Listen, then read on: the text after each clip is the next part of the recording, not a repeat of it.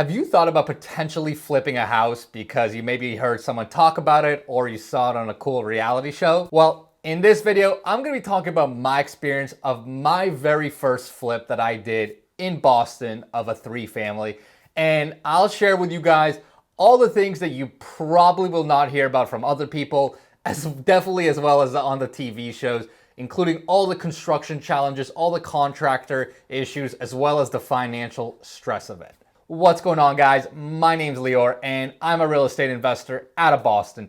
And as I mentioned, I'm going to be giving you guys my experience on my very first flip that I did, and show you all and talk about all the different details that you probably will not get if you want, from other people or from shows like Flip or Flop or anything of the sort.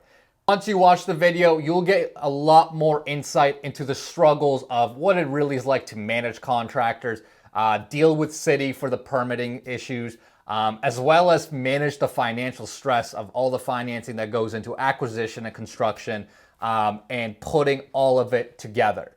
Now, before I get into it, really quick, if this is your first time on my channel, smash that subscribe button for me. I put out tons of new videos every single week talking about all the different facets of real estate investing, and I put out awesome vlogs about some of my current projects. So make sure you subscribe and smash that like button for this video. That way it will help me out.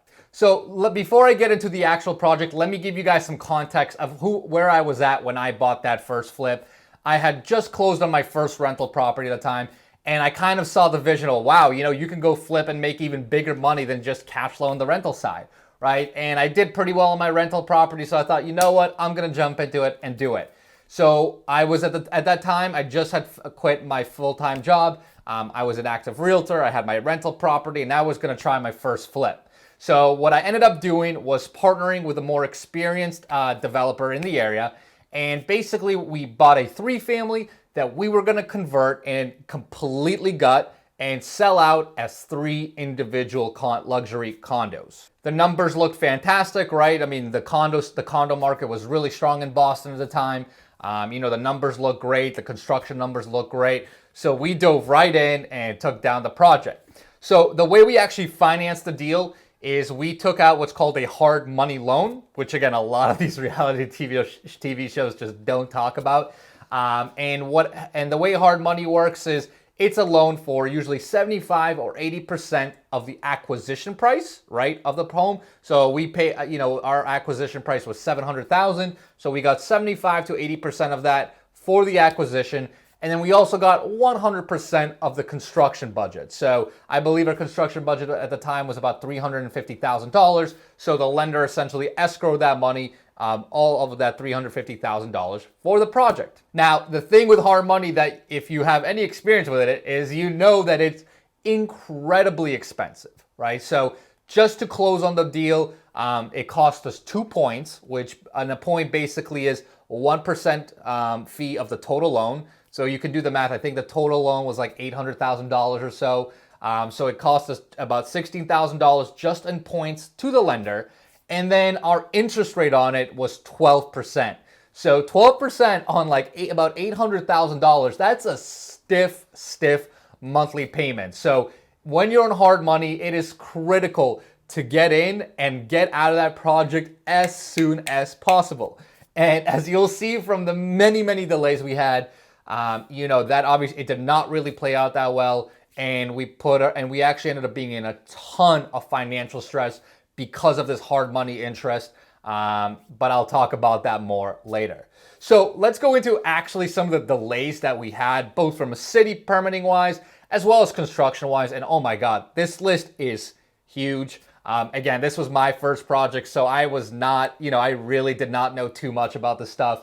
But the first issue we encountered right away when we were filing for permits, we bought a 3-family, but what we found out was that the previous owner was actually using the property as a 2-family. So it delayed us by a couple of weeks, or I think even a month almost, because we had to go back and forth with the city, show them that it was a real legal 3-family, show them that we had 3 meters for everything. And it took a couple of meetings back and forth before they signed off on it and said, yep, you're right, you got a legal 3-family. So boom, there was a couple of weeks to a month right there. And again, if you did the math on my interest payment every single month, 12% on about $800,000. It ain't cheap. Next, we started, as we went through construction, we first started with the framing, and we had used a framer that the investor that I partner with had used a number of other times. On this job, for whatever reason, he was just a little bit weird. Like, he did a decent job with the interior framing, but then on the window framing, we had to redo it like 3 different times. Like, his guys just kept screwing up over and over again. And again, it was just another delay that probably delayed us by a couple of weeks because we had to like reframe the windows to get them just right. We also used, for plumbing, we used a plumber that he's used before. And for whatever reason, again, this plumber, like, this was just very uncommunicative overall. You know, he did a decent job getting the rough up and everything, but when it was time to call the inspector over for rough inspection, for whatever reason, he would just not do it. So it ended up getting to the point where I just had to go down to City Hall and try to order the inspection myself.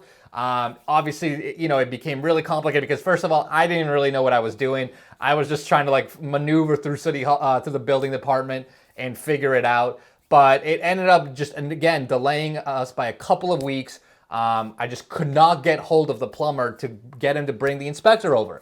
And then not only that, but once I finally did get that and the inspector signed off on the rough, I never heard from that plumber again. He was supposed to do our finished plumbing as well, and he just never got back to us. So it took more time to go figure out how to get a new plumber into the project and take over the job to do the finished plumbing. Now, if you've been counting, that's already a couple of pretty big delays that added up to a good amount of time.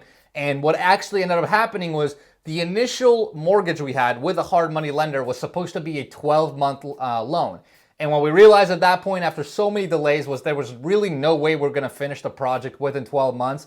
So at that point, we had to start looking for refinance options, and we had to go bring in another hard money note, which again took more time, more effort, and was more money, right? Because we had to pay more points to this brand new lender.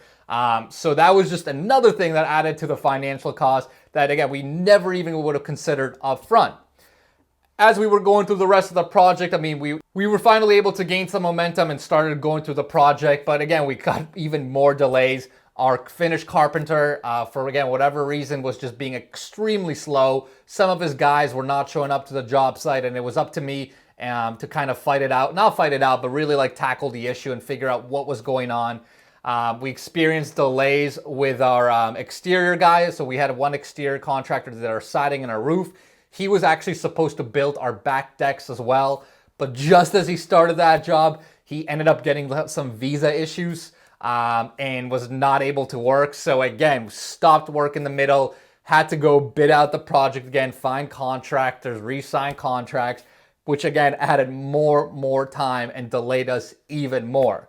And finally, another city permitting issue we had was we were actually going to build a roof deck for that top penthouse unit to make it like, you know, a just absolute killer unit. But what we found out as we were trying to get permits for that is we needed to get special permission from the city in order to do that, which we were not aware of up front. So that meant we actually had to go meet with our neighbors, get their permission in order to actually get permits to build this roof deck. And needless to say, we had some neighbors that were not thrilled, right? I mean, again, they were living next to a construction site for the last year, so it's not like we were best friends. So that took more time, more things that we had to figure out. Eventually, we did get approvals, but boy, did it take time, effort, and stress. So as you can see, there's just a lot of issues that you would never really think up front that you would run into as a flipper. Again, from city permitting issues, dealing with like just ridiculous issues that contractors come up with, the financing burden. Again, we had to refinance our mortgage. It was extremely expensive mortgage with a lot of points up front. The interest rate was super high. So it was just a culmination of things just kind of ended up blowing up in our face. We still walked away with a little chunk of money at the end of the day. We were able to sell off the units, even though that was another whole thing because we ended up finishing in the winter, and the winter is always a slow time in the Boston area. But I'm not even going to get into that right now. So we ended up selling them, still had a little bit of chunk of money that we walked away with. But what I learned at that time was that, you know, I spent almost 15 months, I believe, putting my heart, blood, sweat, tears into this project. And to just walk away with a little chunk of change was just so disheartening. I mean, I was on the job site almost every single day, managing everything. So that's why today I've changed my model. I really don't think I'm going to be flipping anything anytime soon. I still do plenty of renovations, and believe me, I've learned from all those mistakes that I did on the construction side. But everything I do today now, I keep as rentals, just because instead of trying to walk away with a little, with some chunk of change, whether it's big or small, you as a flipper, you got to go start that process all over again as soon as you sell off those buildings. But as a landlord, right, I can put in tenants. I can use those buildings to kind of grow on each other, grow a legitimate business, gain some scale both on the management side, on the operation side. So that's what I do today after having gone through all that experience with my first flip. So hopefully that gives you guys a lot of insight into the things that a lot of people just don't talk about with flipping. A lot of the stresses, a lot of the headaches, a lot of the things you just will never think about. So next time you're watching Flip or Flop or any other show like that, keep that in the back of your mind. But hopefully that helps, guys. If you have any questions, any comments, shoot them below.